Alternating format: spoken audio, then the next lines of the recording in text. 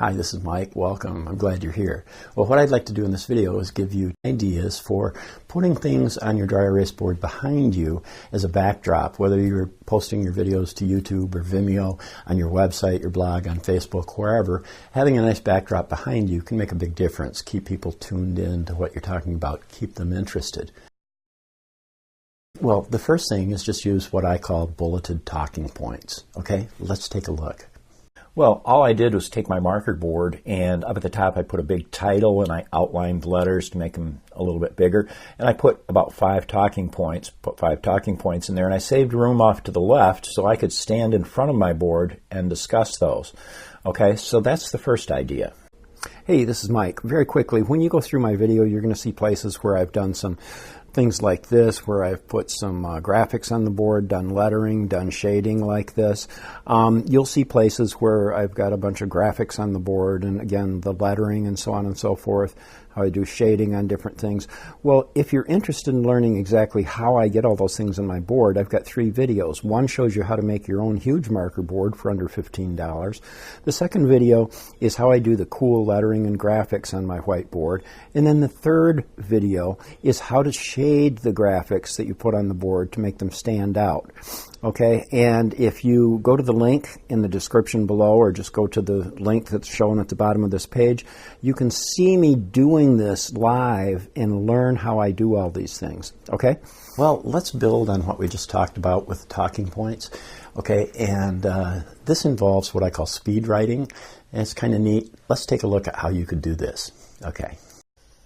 Well, here I am at one of my marker boards, and I'm going to write some things on the board here, just like you might do.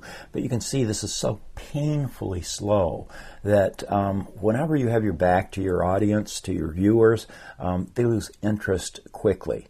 So to solve this problem, what I've done, or what I've done in a number of my videos, is to take a clip where I'm writing like this and speed it up and make it go much, much faster. And I'll just show you that.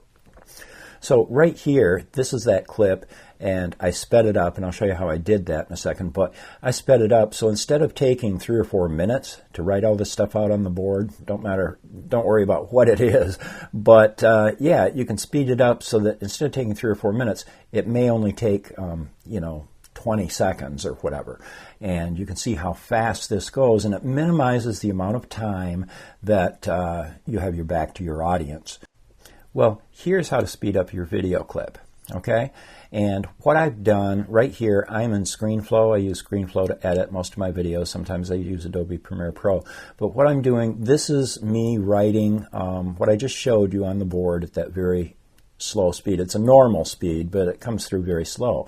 And so what I would do is come down here, and I would click on that clip, okay? And when I click on that clip, you can see right there, then there's a little gearbox down there, and I click on that, and it says Show Clip Inspector. Okay, so I open this up, and right now you can see it says it's running at 98% of normal speed. So what I do then is I drag this slider bar over, and you can see the clip is shortening because I'm speeding it up. And I'm going to drag it all the way over and make it maybe 300, a little more than 300%. So I got over to I guess I'm at 340%. That makes it about 3.5 times faster than it used to be. So I close that down. Now we'll come back and watch that clip and watch how much faster it is right now.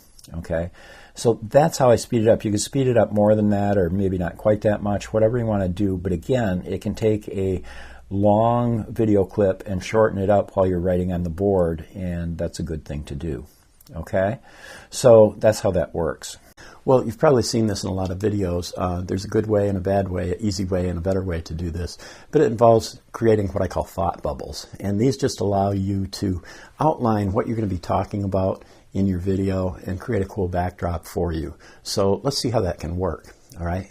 Well, what I've done on my marker board, and by the way, you can do this freehand. I had a little help, sort of a secret technique, which I show in the follow-up video. But you can certainly draw these freehand and make them come out really good looking. So I created what I call 3 thought bubbles here. And they're just a little bubble where you can write down the topics that you're going to be talking about. And here I talked about market research, product development, online marketing. I put some arrows there. You don't have to do that. But when you do this, you can see that I created the bubble on my marker board. And underneath the bubble, I created sort of a shadow area on part of this, and that just makes it stand out a little bit better. Let's build on the previous idea with the thought bubbles and show you a cool way to do some shading to make them stand out better and keep people's attention, give you a cool backdrop. All right, here's how. Well, you can see here, here are my thought bubbles right there, and as you can see, the only thing that I did is in that outline area, I put some hash marks in there just with my marker, and it makes the shadow effect stand out. It makes the bubbles sort of pop out off the screen a little more visible, and it draws the attention to them a little bit more. So that's something that you could do easily. It took me 2 minutes to do this, and like I said, you can leave the arrows in or take them out, whatever you want to do. But putting some hash marks in there like this makes your thought bubble stand out a little bit better. Okay, try it. So right here, just to show you, in the follow-up video, I show you how to do some different techniques, and one of those is to do some shading, and rather than put hash marks in around your thought bubbles, you can actually do shading like this using the technique that I use. And if you watch this follow-up video, you will, I'll show you how this can be done, and you can create a lot of cool effects with this shading technique that I use. Okay? Well, you've seen this on tons of videos where they have a whiteboard behind them. It involves creating a flow chart, just something that shows some type of system or something going on where you show, you know, this happens, then this happens, then this happens. And let's take a look at flow chart. We'll talk about that. Okay? So what we have here, I just made a flow chart. I just made all this stuff up, but just for the purpose of demonstrating, you've seen flow charts on a lot of different video backgrounds, and basically the idea is just as you're talking about things, you can move across, you know, from one side to another and point things out during your discussion to outline processes or techniques or concepts. And a lot of people do this. It just creates sort of a neat backdrop for your videos. Well, the next section was kind of fun. It involved a little bit of work, but it wasn't too bad. And it involves using what I call a caricature of yourself on the blackboard, on the dry erase board behind you, okay? And when I get this up here, I'll show you how I got this done. And you might want to consider it. It's kind of fun. Doesn't look too bad. So let's take a look. Okay, well, the very first thing I did in this technique is I went to Fiverr, and I've had them do a bunch of different things for me in the past, and I did a search for caricatures. You could search for graphics, design, illustration, whatever. But I found this woman, and she is from Brazil, I believe. And basically you send her a photograph, and she turns it into some line art. Now, if you've got Illustrator or Photoshop or something, you know, maybe you can do this yourself. But for $5, yeah. So what I did then is I sent her an image of myself, this one right here, okay? And actually, it took less than 24 hours. It said 2 or 3 days, but it took less than 24 hours. And what I got back was this illustration. And, you know, it's not too bad. I mean, if you look at this image and then you look at this image, you know, it's not too bad. So then what I did, and when I show you this, you could possibly do this freehand and just look at an image like this, not mine, but yours, and then try to sketch it out on your dry erase board behind you. But I used like a secret technique, and I can't go into it here, but in the follow-up video I show you exactly how I did this. But anyway, I took the image she gave me and I put it on my dry erase board.